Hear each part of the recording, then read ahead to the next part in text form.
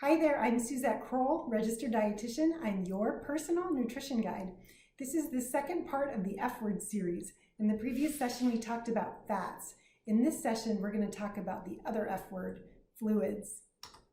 Right now, you can start drinking the right fluids and start drinking enough fluid. Enough fluid, or the right amount, is at least 64 ounces per day. Getting adequately hydrated is underrated, in my opinion.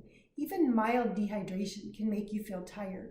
So start with at least 64 ounces per day. You might need more than this if you live in a hot climate, or you exercise outside, or you have a job where you're working outside all day. You might need more fluid in the summer than you do in the winter. But start with at least 64 ounces per day. If you're waiting for the science to tell you what the exact right amount is it 64, is it a gallon? You might be waiting your whole lifetime to find the answer, or you might not ever find it out. So why not start with 64 ounces? More is fine. It's totally free. It can't hurt you, but at least start with the 64 ounces per day. This is going to be your fluid goal after surgery, at least 64 ounces per day. So let's get used to this now. Ideally, drink non-caffeinated, non-carbonated, zero-calorie, free of chemical fluids. So ideally, water or alkaline water, those spa waters that have added fruits or vegetables or herbs in them, are optimal choices. You can get lots of recipes for spa water on Pinterest. Hint water is a brand of water that's flavored without artificial sweeteners. Herbal tea is a great option, and so is broth. These are all optimal because they don't contain artificial sweeteners.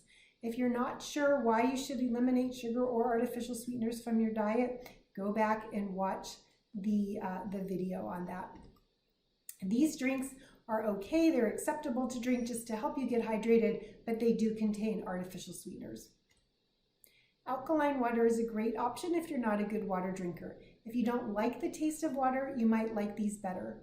The higher pH level might taste better to your taste buds, even though you're not aware of that change in pH on a conscious level.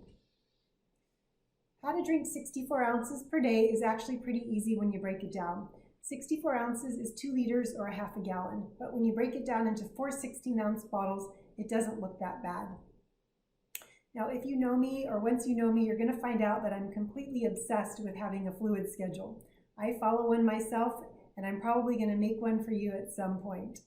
All a fluid schedule involves is knowing how many hours you're awake, what size bottle you're going to drink your fluid out of, and how many you need to finish to accomplish the 64 ounces.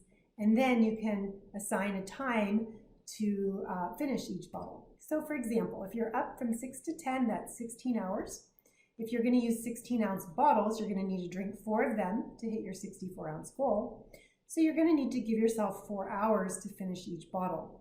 6 to 10, first 16-ounce goes down. Then 10 to 2, the next one. 2 to 6, the third one. And 6 to 10, the final one.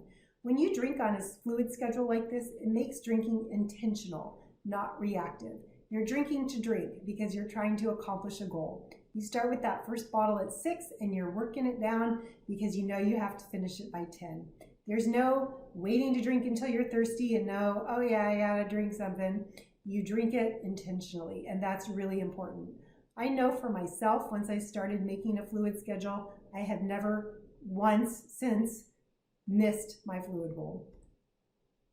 So F stands for fluid and fats. These are your nutrition goals from this session to the next. Focus on fluids and fats.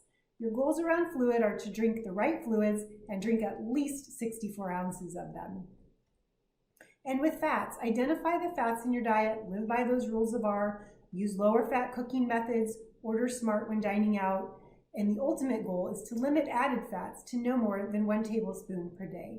If you need a reminder about fats, go back and watch part 1 of the F series videos. That's it for now. I'm Suzette Kroll, registered dietitian. I'm your personal nutrition guide. I'll see you next time.